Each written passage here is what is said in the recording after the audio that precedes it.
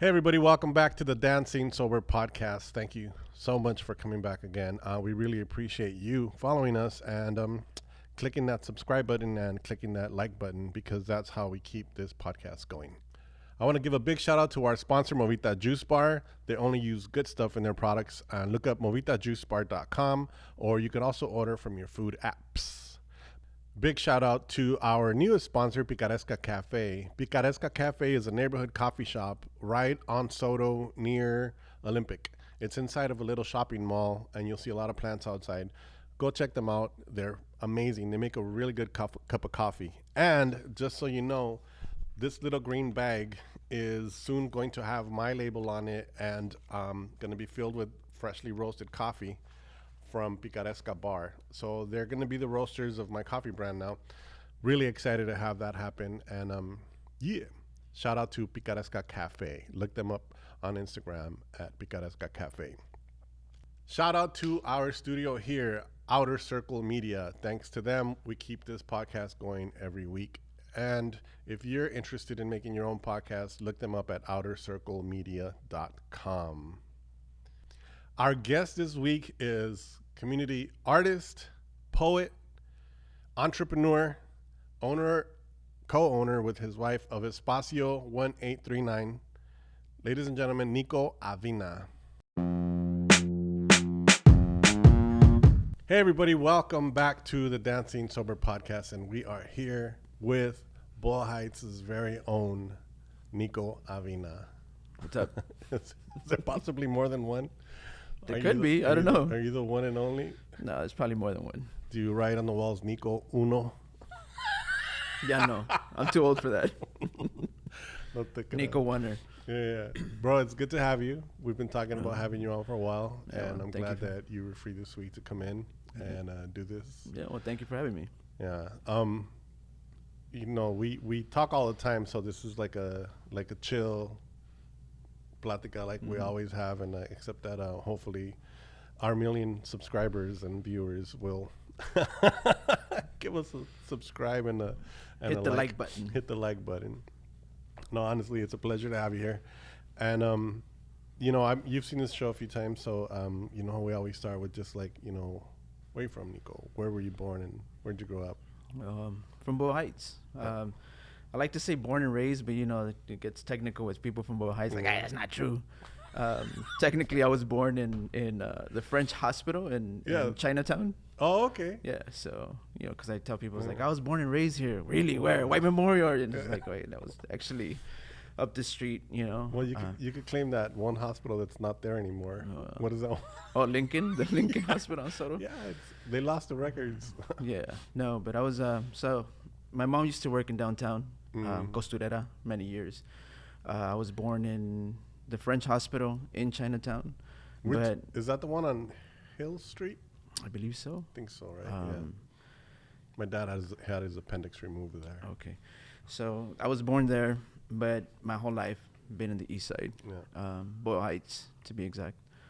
Did you always live in the same house that you live in now? No. I grew grew up up next. next. Trying to give away your address or anything. Yeah, no. I grew up next to the first house that we lived in was on East Side Boulevard, right off of Brookwa Chavez, next to the cemetery. Oh, okay. And then we moved down the street what on they call Evergreen. Little East Side. Yeah, right. East Side Boulevard. Yeah. So I grew up on New Jersey and Evergreen, right next to the cemetery. There's some apartments there right in the corner. That's where I grew up. And at the house where I'm at now, we actually been living there 15 years now. Wow. Me and my wife, we bought that house a while back. So yeah. Beautiful house. Yeah, thank you. And you went to what schools in? First Street Elementary, Hollenbeck, and Roosevelt. First Street Elementary, is that the one next to Food for Less? Food for Less. Yeah. The Zodi's. Our landmark, Zodi's. Yeah. The Zodi's back in the day. And before it was the convent. That's actually what sort of inspired me to do art. Was there was a mural I found out later. I didn't know at the time who it was, but it had these beautiful imageries going all along the side on Mott. I remember an eagle with, like, you know, some belts like with the bullets, you know, Viva la Raza fist and all that. It turned out later later in life that I was doing some research just to find out who had done that. It was actually a mural by Judy Baca. Oh shit. Yeah, so I would come out through behind on 2nd Street and just walk through Mott just to see the murals. Yeah. You know, so my early art school my early art school is peachy folders and book covers. I remember actually bringing that up. My first time I saw somebody painting a mural, it was George Yepes. Oh no. But when I went to the Salesian Boys Club, I was like 8 years old or whatever in the 80s. And on the outside, he was painting like Magic Johnson. And I remember Magic Johnson and then a Dodge, I think of Fernando Valenzuela too or something like that. So it was like sports figures. But this was way before, you know, he made his name as a famous artist in the world. These little streetscapers and so on. Yeah. So it was a trip to see what he became after. But anyways, wow, what a trip. That's a really early inspiration.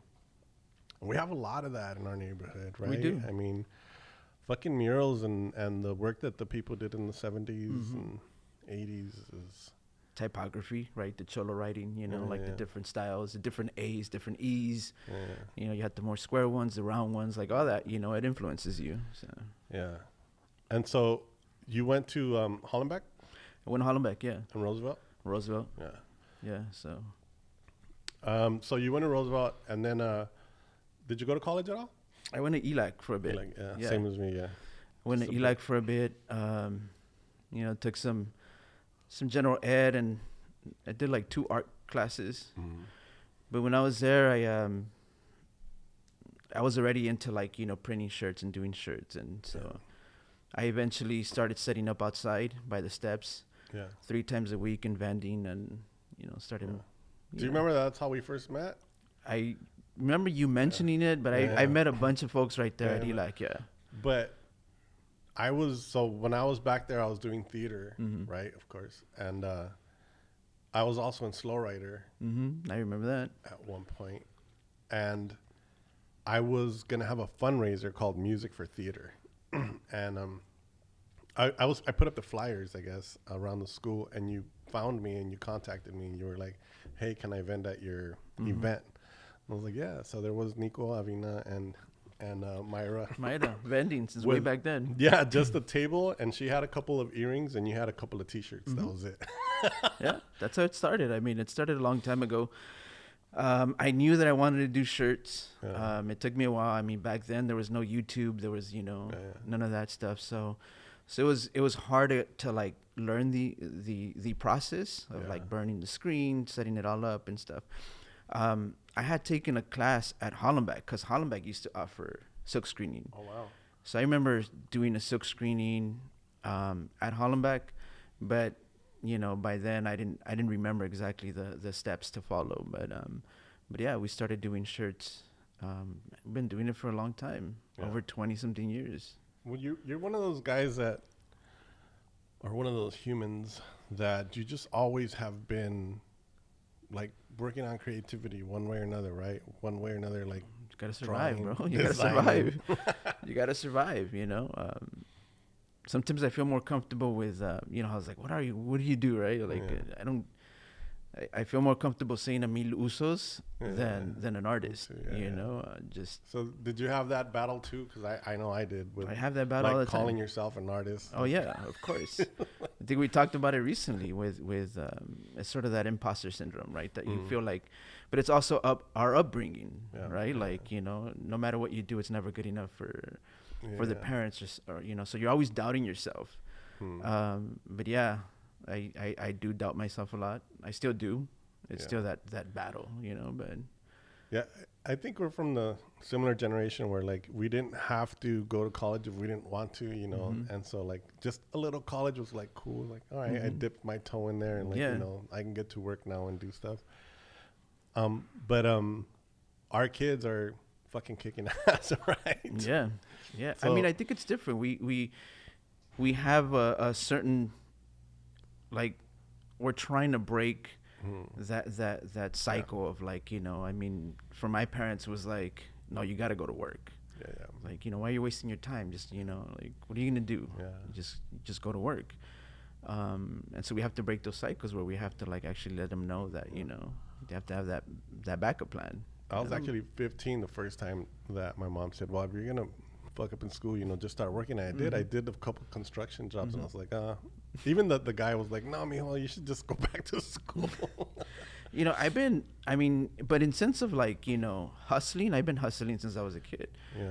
I remember the first time like flipping money or you know, like selling stuff I was like in the 4th grade. You know, my friend lived by Euclid. His older brother used to sell fireworks. So I would walk all the way to Euclid, buy a brick of fireworks. All the way to Euclid. All the way to Euclid. As a kid, it's far, fool. You know, you got to pass La Casa El Mexicano and, you know. Buy a brick of fireworks, $50, and sell them at 50 cents each, make 100. If you had a brick back then, you were like the man, bro. Dude, I would have all the little kids knocking on the, you know, knocking on the door. Right? Were they a quarter? I was selling them at 50 cents. 50 cents, all right. So I was making $100. Wow. And that's badass. yeah. So how old were you? 4th grade. 4th grade. I don't know what, you know. After that, my mom used to work in downtown in the sewing industry. She had a friend who sold cassettes. So he actually, you know, gave me cassettes to sell. So I would go on Brooklyn and Evergreen. I took some bread carts from like Smart and Fino, and I would lean it up against the wall and have the cassettes like lined up there. So I've been hustling, you know. So when did or how did you and your wife eventually get to open your first shop, which was called Teosintli, right? So it's crazy because before Teosintli there was another shop. It was inside Trash City Records. I don't know if you remember Trash City Records behind ELAC. Yeah. Okay. No way. Yeah. So Javier. So I was vending at ELAC, and Javier, who had Trash City Records, I would be all there, you know, there all the time, like, you know, take digging my CDs there to get $2, digging through the records and the CDs and stuff like that, and we were talking, you know, and he's like, you know what? There's this little room in the back. If you want to rent it out, you can have your shop there, and that way you don't have to be setting up over there. That's where I bought my first Chapulín shirt. Yeah, so that was years ago. So that was like our actual first little spot, like little store was in there. We didn't name it anything back then. The T-shirts, they were called Industrias Ilegales. That was a great name, dude. Yeah, you know, I got a lot of shit at the time. You know, because of illegales, you know, and I was just like, well, it's not. It's not for illegal immigrants. Yeah, it's not, you know, but you're basically making illegal brand. Yeah, like, you know, industrias, you know, trademark infringing. But I don't know. I like the name. You know, we like the name, so we're doing that for a while. It took us a while before we got Teosintli. Maida always wanted to have, like, you know, a store, shop in the community. Proper shop. Yeah, she was a teacher. She was teaching. We had our first son, Olin, and when she went back to work, back to teaching, she did it for about a month and a half, and she's like, I can't be away from Olin. Like, I can't, you know, I have to be there. So we decided to open up the shop. You know, we would take Olin to the shop, you know, and so that was Teosintli on the corner of 4th and Mott. That was a really great little shop, and I remember you guys had poetry nights too, events like that. Yeah, we had spoken word night. We actually did a lot of workshops with Roosevelt students on spoken word, and that's actually how we got it going. We would have some of the students come down and do the spoken word. They would get extra credit, you know. So speaking of poets, so you also had a group once called Los Poetas del Norte. Los Poets del Norte, yeah. Los Poets del Norte. Los Poets del Norte, yeah. And the name actually came up on one of the workshops, you know. Now, was that like spoken word or was it rap? It was spoken word. I like to say it was spoken word. Did you also have a rap group? No, I didn't have a rap group. I remember.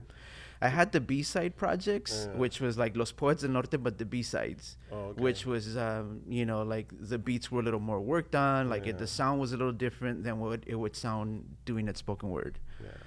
It's funny because Javi, Shorty, is much younger than me. And he's the other half of Los Poets del Norte. Javi Moreno, shout out. I remember when I told him, I was like, I'm going to do the B-sides, right? He's like, what's a B-side? And I was like, fool. You know, it's like from the records, but, you know, he grew up in another generation. For him, it was CDs. It's only one side. But, you know, the good hits are always on the B-side. Or the But throwaways are on the B side, but sometimes those become the Yeah. hits. Yeah. the hits. So yeah, so that's, me and Javi would actually do the workshops, and during the workshop, we're talking about, the teachers would use rap artists, Mm. and we started breaking down what rap means, right? Like rhythm and poetry. That's what rap means. Technically, a corrido is rhythm and poetry, and so I was like, technically, our stories are los corridos del norte, like, because our parents came, and so it was like, oh shit, los poets del norte, Yeah. and that's where the name came from. Oh, okay. That's pretty badass. Is that shit still like available anywhere, like for people to listen to?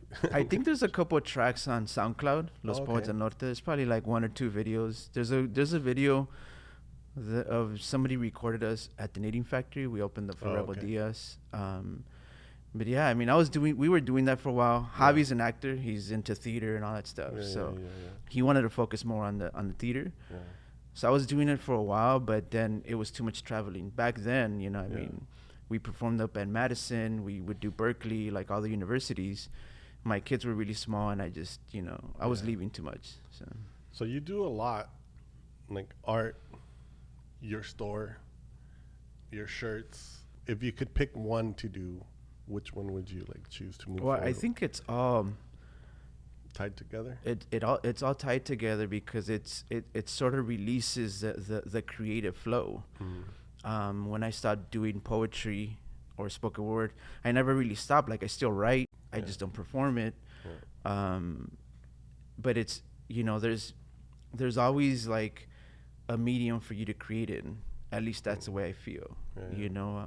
So creating a T-shirt releases or helps me release that itch of like, oh shit, I had this idea. Had to make something. Yeah, let's make something. And sometimes my art, there's things that I could do in the art that I know I can't do on a T-shirt.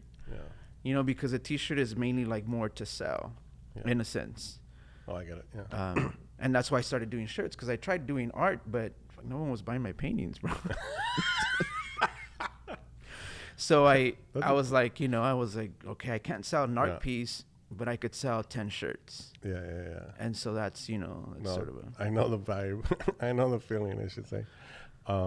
It's difficult sometimes to sell these pieces that are, I mean, they're definitely worth a higher price. I mean, you put a lot of work into them, Yeah. and you try to sell them, but a lot of times, the community can only afford certain things or for different reasons. it's where we're at too. Yeah. You know what I'm saying? I mean, and within our community, it's a little bit harder for people to be able to afford, what you're asking for it sometimes.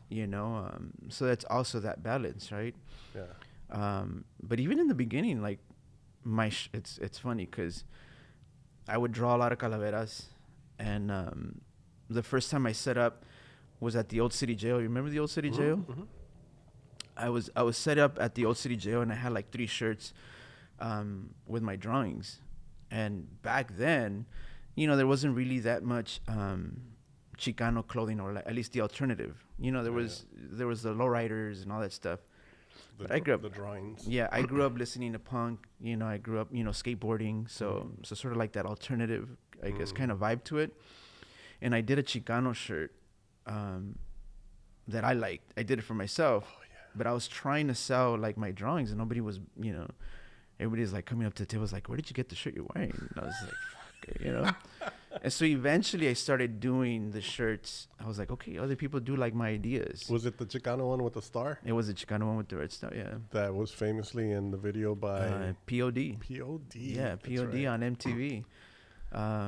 So yeah, that one. Then the barcode that had Chicano not for sale, Chicano with the X, Did something like that on MTV like get you crazy sales or? No, because it wasn't. I mean, I was. Yeah, it didn't say who made it or anything. It didn't, and it's not like now. Shit goes viral quick. Yeah. Back then it's like you had MTV, you seen it, fine. You didn't, it's like, who are you gonna share it with? There's no social. There wasn't even MySpace back then. Yeah. So it was before MySpace, before all that, and so yeah, not really. I remember Fernando Vargas was gonna fight Oscar de la Hoya, and I get a phone call, He's like, hey man, I like your Zapata shirt. You know, I want the Zapata shirt. I want the Chicano shirt. What? This and that. And he's like, I'm Fernando Vargas. And I at first I thought somebody was fucking around, right? And I was like, yeah. And so he did. He actually wore them while he was training for that fight against, you know. But once again, I mean, it was in the news, but it was like, it didn't go viral. Let me tell you that now he is like totally trying to make his sons go viral. Like his sons are boxers now, and he's putting them in like in videos, like what they call collabs with like influencers. So you should send them a shirt now. Yeah, I should. Yeah, you probably should. Yeah. I actually, it's funny because he actually did see. I posted one of the old shirts on my social media, and then he made a comment like, "I remember rocking that." Oh shit! And you know, I never reached back out and be like, you know, but yeah, I mean, it's not what it is now. You know, it's things go viral. I go viral for the wrong reasons, bro. Well, you're always one of those. Well, you've always been somebody that's really like connected with the community, and you stay, like, you don't really worry about that, like needing to, you know, you're like, I don't see it at least, that you're like trying to like chase that influencer status or anything like that, you know. As a matter of fact, sometimes you shun it. Tell us a little bit about that. Like what is it that, I don't know, what are your, I think we're just another generation. I think it's hard. I mean, it goes back to like having those sort of internal like battles, right? Like, you know, sometimes it's more of a headache to like try to like deal with that, you know. But then it's also like being comfortable where we're at, like the growth that we're at right now. Like, you know, we're comfortable. We're not trying to have more, and we're not trying to like, you know, be bigger than what we could sustain. Yeah. You know, and so it's sort of like staying within that balance. But yeah, I mean, it's hard though. So, you know, like on the business side, if it's just, you know, also huge shout out to Myra, because, you know, she does a lot of work, of course, and you guys work as a team. And so on the business side, like, let's say you did blow up, or I don't know, you know, somebody like shared you and became bigger. Like, would you need a team to like start creating like more of a business, or I think it's all there. Stay the way you are. Well, it's there. Yeah. We've had these conversations with our kids. You know, and yes, I mean, Mayra One has day all this will be yours. You know, Mayra plays a major role, and I've always said this, right? Like, she's a curator of the shop. Like the shop looks the way it looks because of her. She's also the book curator. Like, she's the one, you know, picking out the books and making sure that we have, you know, the literature that we do have. But going back to like having this conversation with our kids, I have a couple of friends who have stores like on Melrose and Fairfax, and I used to design for them back in the day. And you know, taking my kids are like, oh, this is dope, you guys should have a shop over here. And I'm like, we are where we want to be. We want to be in the community. Like, this is something that you should, you know, like, if you want to do it, then we could teach you the steps. Like, you know, we could teach you how to do it, you know, how to get your feet, you know, in the water, like how to, like, you know, the process, like what it's going to take, you know, which route you want to take in designing and printing, what T-shirts, like all that stuff. But for us, we're exactly where we want to be, and that's in the community. You know, and it's not about like, you know, opening up a second shop, or it's not opening up on the west side, and it's not about that for us. I feel like that in a lot of ways too, where it's just like you're also trying to keep your own sanity, right? You're also just trying to, I guess in a way, work within your means, where you don't try to create too much, where you need a lot more infrastructure, right? And some people don't understand that. Like, no, we're cool, like just exactly the way we are. Like, you know, I mean, I get that, you know, we get hit up a lot by like corporations to do commercials, and they're like, we're gonna pay you some, you know. It's like, but that's not what I want to do. You know, I don't want to do that. But because like for us, Espacio is its own identity. Espacio belongs to the community in a sense. Like, you know, So we've said it like, okay, like, I'm down to do the commercial, but me, if they want to use the spot, and I'm just like, no, it's like not the name of the shop. Yeah, like, So they want I to use did the do shop. that commercial, but I made sure to pass by your store. So we got So it was the a shout out. Yeah, we it was a got shout the out. external. There was GNC. I mean, it was like, a couple other corporations that hit us up. Yeah, no, so. I know. So. I was gonna say though, back to where you said like, the shop is for the community, like not like, or like the kids say now, no cap, like no cap. You have always been there and supported and backed events, poets, musicians, podcasts, radio shows. You have literally always said like, yeah, we'll do it, and done it. There's a lot of people that they're like, hey, we want to help you or this and that, and they don't really come through. But you have definitely been somebody who not only is there, but does it for the community. Like you don't ask anything. You literally don't ask anything. So for that, I thank you, because you've helped me a lot in putting on shows and stuff. But also as a community, like the events that I've been to, it's we're lucky to have something like that. Well, it goes back to what I'm saying. It's really the community's work, right? It's sort of facilitating space, like for example, if you come to me as like, hey, I have this idea, I want to do this. Sometimes you already did most of the work. You already had the idea, which is the hardest thing, so you had the idea, the vision of what you want to execute. You need a space, and we don't have spaces. And so what we're really doing is facilitating space. That's why it's called espacio space, right? The fundamental theory of an organizer is to facilitate space. So it's like we're not trying to be leaders. We're not trying to tell people what to do, but we want to be able to facilitate that space for artists, for poets, for podcasters, and so if there's a podcast that's blowing up and they're using the space, they're not blowing up because of us. They're blowing up because of the work that they're doing. We just facilitated that space. And so, but that's also like how you work with community. So the events that happen, they wouldn't be nothing if the community wouldn't show up. So those events are great, but that's because we work together as a community, and that's the important thing, and so it's finding that balance of how to work together. That little corner of Boyle Heights, I mean, it's magical. I think, it's just a few shops, 2 blocks, I would say, from like State to Boyle. There's an energy there that was either the kiosco or the donut shop that was there before, because the energy was always there. The energy was always there in that little corner. Maybe it's the way all the corners meet, but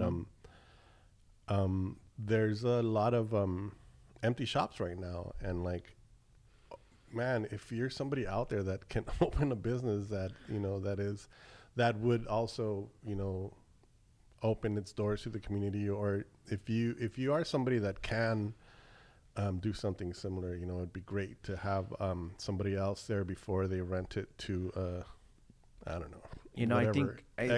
I think it's super important that we touch upon that, right? Like in the fight against gentrification and displacement, is we have to occupy space. Not only the space that we live in, but then also like the spaces that we create. But it's also about occupying, like, the free space that is there, the public space is what I meant to say. So we have to occupy those spaces, and I know it's super hard, but it's totally doable if you work with other folks. A lot of times I tell folks that, getting a 10 by 10 space at a festival now is over $100. Sometimes it's over $300. If you get 3 or 4 people, instead of getting a 10 by 10 space for one day, you could probably rent a location for a whole month, and then do different community events. And then eventually you might be able to, be there a year, 2 years, maybe even longer. But yeah, I mean, That's the Nico plan. that's the Nico. That's the Nico plan. So, but then, so for example, if you do find a space and you do want to do that, the festivals, they charge you more because they have all that foot traffic and people come. But who makes the festivals? The people. Yeah. Exactly. Yeah. I mean, a lot of times, like, you hear of certain events happening and they happen, but that's because the vendors are there, right? Like, they're the ones that are creating this atmosphere. All they're providing is a location. Yeah. It could be an empty lot, or it could be booth A through Z, and then whoever fills it, that's the real that's party. exactly. Yeah. You go to a They need you more than you need them. Exactly. Yeah.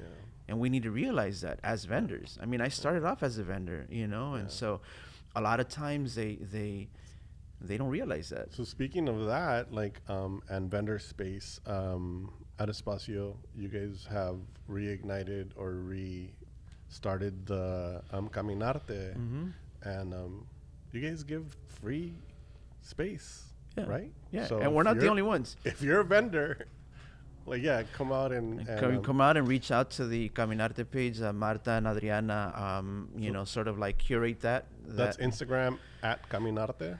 I don't even know the Instagram. I'll look it up and I'll put it beneath here, but yeah, because right off the top of my head, I don't know. I think it's Caminarte Boyle Heights. Yeah, okay. Caminarte Boyle Heights, but we started doing the Caminarte again. Initially, Caminarte was at the Mariachi Plaza. We were working in conjunction with folks there.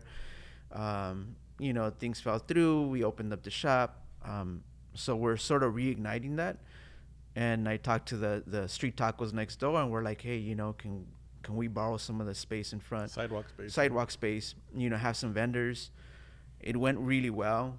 Now we have Distrito 14 next door. They're like, yo, have some vendors over here. Yeah. Birreria Don Boni came out and they loved it. And they're like, yo, like, keep it going. Good. Last week was vibing. It was there was a lot of people Chelas there. Across the street is like, yo, send some vendors this way. Perfect. So it's sort of like, it's working out. It's growing organically, and that's good. Yeah. Well, now that the 6th Street Bridge is open, and I was kind of thinking about it the other day. I was like, sometimes our communities have so little that we're like, oh, they're giving us infrastructure. Like, oh, they're giving us a road. Like, people are so happy for this bridge. And I mean, me personally, I've been dreading it a little bit because, that connection or that the things that they promise are not always, what they turn out to be. And I don't know. I'm a little like worried about what's going to happen with the bridge now. And we have to be the skeptical. celebration was great. I had a good time. We have to be skeptical about these things, right? Urban development, happens. It's for a reason. Yeah. The only reason they're gonna redevelop something is because they want to sell it for more. Yeah, and they want profit off of it. Yeah. Nobody's putting all that money in there. Yeah, just because. And so I think I mentioned this before that every bridge that connects the Arts District to Boyle Heights had a multi-million-dollar project in the works. And they're all going to conclude in 2023, and had a project around it. Had a project right on, like, as soon as, like, if you're crossing from Boyle Heights into the Arts District, whether you were crossing through 7th Street, whether you were crossing through the 6th Street Bridge, there's development all over. And so that was a sign. And this is something that we knew back in the early 2000s, and it was worrisome, and it's still very worrisome. What we weren't expecting was COVID, and the impact that's going to have in displacement, because people are already, hurting, either on mortgages or rent, so it's going to be more than what 2008, 2009 was. Wow. Because it's just like a second wave. It's a second wave of a motherfucking, like, when tsunami type shit. When the economy, you can't stop it. When the economy collapsed, in 2008, 2009, you had those faulty home loans, and a lot of folks lost their homes in within Boyle Heights. And so there you started seeing the sort of like hyper gentrification. And 2009, the economy crashed, and then 2 years later you had these bike rides to like why rent in the arts district when you could buy in Boyle Heights. I remember that. That was that whole country. So that happened in 2009. It's gonna be much worse once this, the greater impact of COVID and with the economy and us going into a recession right now, like we're just starting a recession. So I did learn something about all that gentrification stuff when I did something with NPR, but the gentrification industrial monster, like it's something that is like years in the making, and it's like we see it when the waves finally crashing on us. If you're in the hood, you're just like, oh shit. And so it's hard to defend against it. Oh yeah. But there's millions of dollars and millions of legal shit that are pushing these things that are coming towards us, that once they start, once you see it, it's too late. Yeah, once it hits you, it's like, it's too late. Salte del agua. Yeah. Well, that's what they want, right? Yeah. Well, and the thing is that, folks in the community have been talking for a very long time about these things. And I think that, or I would consider myself being one of those. And for a while there, I even joke around. I was like, I felt like one of those fools in the corner that the end is near and everyone's just ignoring. You know what I'm saying? Talking about gentrification, talking about displacement, talking about like these things that were happening. The fact that Metro was sitting on all these properties for over 25 years down Cesar Chavez, and now they're developing because they know that it's getting closer. And it's crazy that they use the red line, right? Like it was supposed to be the Metro red line extension, but they used it to redline our community, right? They knocked down Johnson's Market, the movie theater, and then all these shops suffered because you just had empty lots there for a very long time. And then through eminent domain, the expansion of the Gold Line, they took more properties than they actually needed, and now you're having these, stupid monster complexes popping up, coming in. And so by the time we start seeing it, the LA River, right? It's a 50-year project. I think you're like 25 years now, and people are barely learning about it, that they're actually gonna, have access to folks in the areas by the river, like, so that's just gonna bring property values up. So by the time we see it, it's already too late, and that's what's happening right now. Speaking of having that sign and the end is near. I remember you did a painting of the Virgen, right? Was it like the Virgen was evicted? Yeah, La Virgencita's getting evicted. Tell the audience a little bit about that. Yeah. So,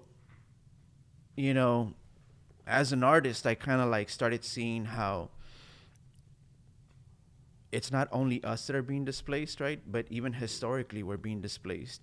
But art is also being, displaced by being whitewashed.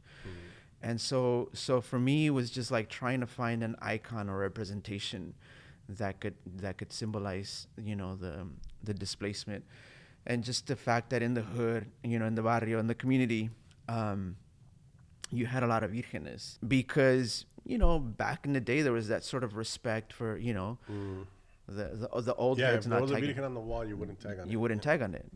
That's done already. I think everybody just tags on everything now. But they wouldn't tag on it, and so homeowners on alleys and stuff like that would put virgenes. Liquor stores would have virgenes and all that stuff. And we're seeing the whitewashing of these murals happen. You were just talking about Yepes. There was a mural off the 101. Oh yeah, that was a beautiful mural. Like it was a Virgen covered in like these flags. Yeah. And then you're just rolling one day and they just started buffing it out. And that's not the only one. There was some Pavotellos and the Botello brothers, the East Los Streetscapers, like these murals that are just disappearing, that are that are being erased. And so for me, like the Virgen, but then also the representation of the Virgen as somebody who fled, right, to save her child. You know, she fled, saved her child. She was pregnant. She was looking, you know, for somewhere like, so in a sense, she's like an immigrant, you know, and we having the influx of immigrants coming from, you know, Centro and South America, you know, and so she's, instead of holding her hands together, she's reading a sign that's telling her, like, you know, she's being displaced. It's an eviction notice. It's an eviction notice. And so it was to start that conversation, you know. Some symbols people hold sacred, and until you're able to connect the stories that they hold sacred and to put them to actual folks that are going through it, then they could, you know, they could relate to it. Because a lot of times it's like we've become so desensitized that when you see your neighbor going through it, you're just like, whatever. But when you have a symbol that they respect and they admire and they know the story, and you're able to say, like, hey, you know, there's this connection, then you're able to. So that's what that was, you know, using art to have these dialogues and to have these conversations. Love that piece. Yeah. So what would you say to young artists that are also trying to, you know, maybe do something against gentrification? Like, I mean, because we're older, we kind of have seen the entire like process of things that are happening, and sometimes the youth is blind to that, or, you know, they hear the words, but they haven't like lived it or experienced it firsthand. What would you say to youth that are or any young artist that's trying to I mean, I think the artists themselves have to know or have an understanding of where they stand, right? I've heard folks say that artists don't gentrify, and I think otherwise. I think that artists do play a role in gentrification. You have to know where you stand. You could either be used by a corporation to, like, you know, make a building look nice and hip, that's gonna continue the progress of gentrification and displacement, or you could actually voice the opinion of the community. And so as an artist, you make that choice. Like, do you wanna use your voice or, you know, help amplify the voice of your community with your art and hear what they're saying and listening to the community? Or do you want to just line your pockets and continue, like, you know, moving forward and being a part of that tool that's being used? And so I think that as an artist, we all have that choice. And so it has to be artists that are willing and understand where they stand. What do you think is the percentage of people, like, in the community, just a rough estimate or guess, that care about this shit? You know what I mean? Because you also have, like, the familias that just go to work, they just come home and they just pay their bills, and they don't, I mean, they do care, but they don't know how to connect to this or how to voice. Well, it's just hard because you're just surviving. Yeah. So a lot of those familias are just surviving, you know, and so they're caught up in that, in the survival mode.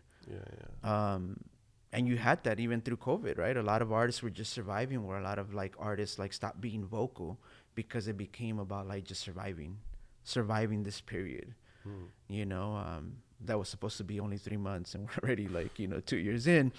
But a lot of times they're so busy and so tired that they don't, you know, but they know it's affecting them. I mean, the reason why people come here is because they know that they want a better life. And so they want change. And that's why you trek up north and you come here, because you're looking for that change. So that alone tells you that they do want change. But once they come here, they're so busy and they're so tired. Sometimes it's not that they don't understand or they know what's going on. They're just too busy, you know. And so it's hard. It's hard. I mean, it's hard to pinpoint, like, you know, how many people, you know, might be against it or for it. And sometimes, you know, even people who might think that they're for it don't realize, like, you know, the actual impact that it's going to have overall. Like, I mean, there's a lot of people that are like, against gentrification, let's go to Starbucks. Oh, they opened one down the street. You know, it's tough. I mean, it's tough for me too. I'm not, you know, I'm not guilty of, like, you know, taking advantage of some of these things, of course. Is there, do you think, like, a way that an artist can work with a corporation to, let's say, put up a mural? Like, what would be the guidelines that? I mean, I think it comes down. All right, let's say this. What would be the dream guidelines if a corporation came to you and said, Nico, we want you to do a mural out here on the new building on Boyle and First? What would that take? I don't know. I mean, once again, it has to come down to the individual artist, right? Yeah. I've always said this, and I've actually talked to some artists who, I cannot tell somebody not to take money when I don't know what they're going through. Do you know what I'm saying? It's like, we've talked about this before. Yeah. So it's hard for me to tell somebody like, oh, you shouldn't do that. But yet I don't know what you're going through. Like, I don't know, like, You can't mess with their bag. Do you know what I'm saying? It's like, and especially if I'm not giving you an alternative. Yeah.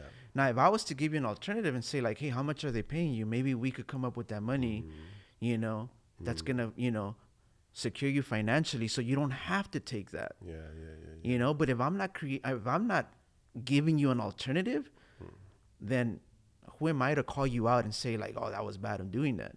Me personally, I wouldn't do it. But then that's why, like, it's taken me years to be where I'm at right now. Like, I've said no to certain projects because I'm comfortable. I'm like okay where I'm at. Yeah. Like, yes, that money is gonna secure like another month. It's gonna secure that my kids have food and all that stuff. But I know that my hard work is also gonna do that. Do you know what I'm saying? But I could only speak for myself. Yeah. So it's also very hard for us to be like so judgmental of artists when we don't know what their situation is or what they're going through, and you know what I'm saying. So instead of calling out, it's checking in. It's more of like, how are you doing? And see what they're going through. Yeah. But and also creating these alternative spaces. I think that's why for us it's super important to facilitate our space, to tell artists, hey, you want to have an exhibit here, go ahead and have an exhibit. We're not charging any percentage. Whatever you sell from your art is 100% yours. Have vendors outside and not charge them. That's the little things that we do. So I guess it's trying to create that alternative sort of income. Speaking of that corner, do you know what's going up there? Is it another apartment complex? On Boyle and First? Yeah, it's actually another apartment complex with a restaurant on the bottom. I mean, even those properties, right? Like the Metro took all those properties like through eminent domain, and I think we're lacking green space in the community, but we're having more of these buildings where the Metro is one of the biggest, displacers in our communities.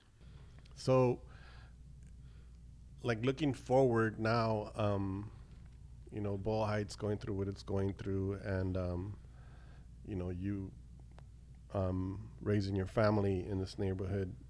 What do you see like for your children, or what would you want them to do in the neighborhood, or would you want them? I mean, would you even like be like, I hope you guys move out of here? I mean, it's a thought. I mean, what would it's sort of like this love. I one time I said it's like being in an abusive relationship with your community.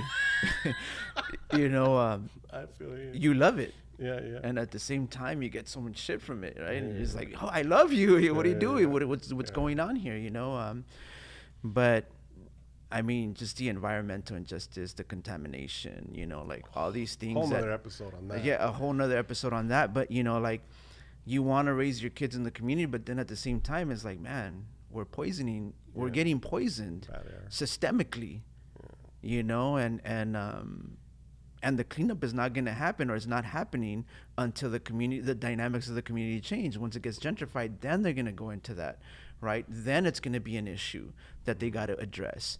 But although we've been addressing it, exactly. Although we've been talking about it, we've been, decades, not even decades, and so it's sort of like a hard balance, It's like, I think that what we want to teach our kids is the importance of community, the importance of friendship, of how a community is family, and the importance of working, to try to uplift each other. What they decide to do, it's totally on them. Where they decide to do it, that's also totally on them. I mean, you could, as a parent, you could only do that job, you know. And that's one of the reasons why I stopped performing, was like, you know, one time, you know, we had gone out to Miami, and then I went out to Madison, came back, and Maida was like really tired at home with the 2 kids, and she's just like, you know what, she's like, I love your art and everything, but this is taking its toll. And I was like, oh my God, like I had to step back. I you know, and I don't know if it was, you know, like it was coming at me so fast, and I was just like, I stepped back and I realized that I was being really selfish. And you talk about like, you know, the revolution starting at home. Well, if you're not there to teach your children, someone else is. And so for us, it's like teaching our kids that, like, you know, accountability, responsibility, the community, you know, and all that. But where they choose to do that, you know, I don't know. I mean, I hope that, you know, they're happy. That's the one thing. That's definitely true. Happy here or happy somewhere else, as long as they're happy. I just thought of something right now that I like. I ask myself sometimes, but I'm gonna let you answer this. What is like a comfortable way for like outsiders to come into the community? Is there a way? Like, is there? Yeah, I mean, I think there's. I mean, look, I've encountered folks who come into the community. They love Boyle Heights and everything. They're like, oh, but I'm not from here. And I tell, and then I'll be like, well, Che Guevara wasn't Cubano. Yeah. But he fought along the people. You know, he fought alongside the people. He fought for the people. Yeah. Of that. You know, Subcomandante Marcos was not from Chiapas, but he went down, and he, you know, it's like, so it's going into a community and understanding that there's folks already doing the work there. You know, and how do you, like, you know, put yourself in these situations where you're not trying to like lead or dictate what, you know, like, or how people should do or what they should do, you know. And That's so exactly it, I think, you know, because like sometimes people come into the community just to be like, oh, this is how I want to live, and you're not doing it my way. It's like, well, then don't live in this community. Or folks will come in and say like, hey, I'm doing this for the community. I'm just like, you know, there's folks already doing that. You should connect with them, you know, and see how you could, you know, help the work that they're already doing, that they've been doing for many years. So you don't necessarily have to be you don't necessarily have to be from a community to stand with the community. And I think that that's also super important, right? That sometimes people don't realize. Like sometimes people see, like, you know, I don't like the way that they fight gentrification. Do you know what I'm saying? It's like, okay, but you have to understand why they're that angry. And we might not know what they're going through, why they're where they're at. Like I can never get that angry myself, but you could understand. We need them. Yeah, you could understand why. We need that. You could understand why they're that angry. Yeah, definitely. You know, and so it's not about, you know what I'm saying? Like, it's not about holding judgment. But understanding why they're so angry. They might not go or use the techniques that you would use, but at the same time, you understand where their anger is coming from. So you don't have to necessarily be from that community to be respectful with the community, and learn about the community. Way to look at it, Learn about the community, because there's already folks. There's mad folks doing work. You know, and so, you know, the one thing I will tell folks all the time is mental health is super important, because things like that are super draining, especially in a time right now with social media and you have all these trolls. You know, anything that you do, if you're not in a good state of mind, it fucks with you hard. And so I've had to unplug sometimes, like just, you know, pull back, you know, where I'm just like, I can't deal with this, you know, mentally at the moment.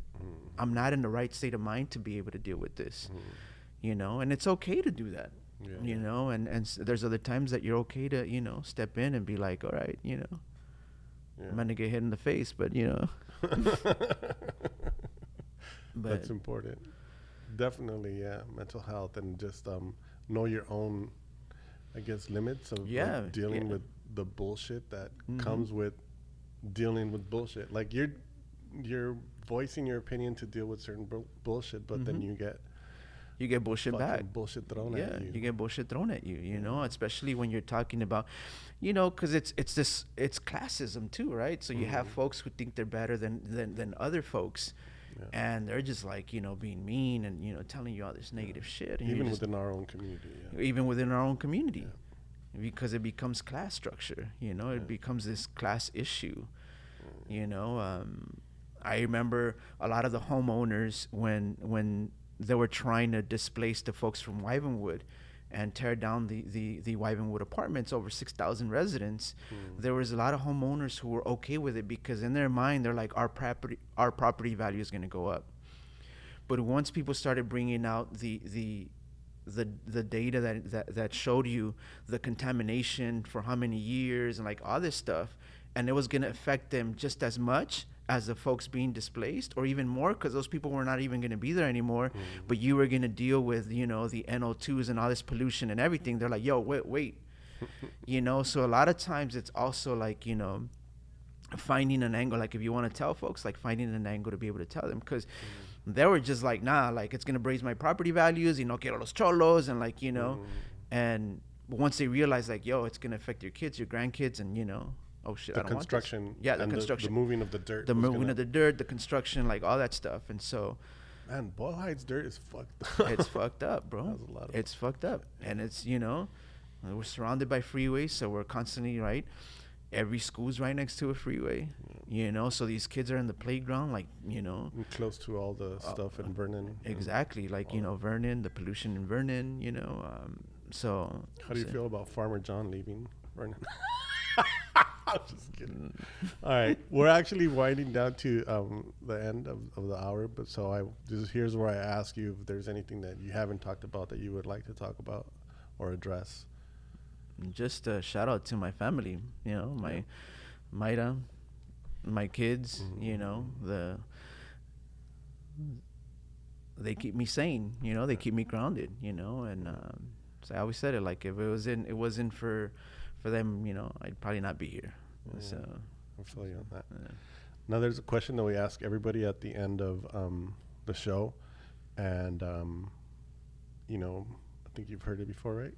If a being from another planet came down and just was like amazed at all the shit that you do, because you do a lot of shit, Nico, everything that you do, and they just looked at you and they said, Nico, how do you do it? With the support of my family, especially MOVITA. There it is. All right, so shout out to all of the families out there that are supporting artists like us, and thank you very much, Nico. Pleasure to have you here. And thank you for having me. We had 4 hours to talk, because I know we could keep going like we always do. And we'll see you guys next week.